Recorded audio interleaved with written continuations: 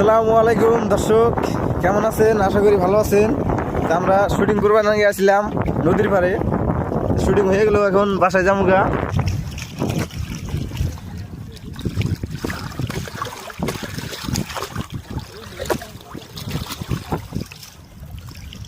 Shooting করাও কষ্ট আছে। ও মাই গড,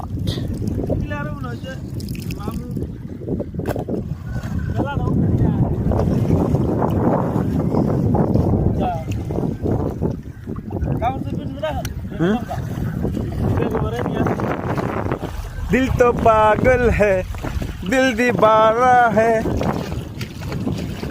पहली पहली बार तू नदीर पारे आईसी।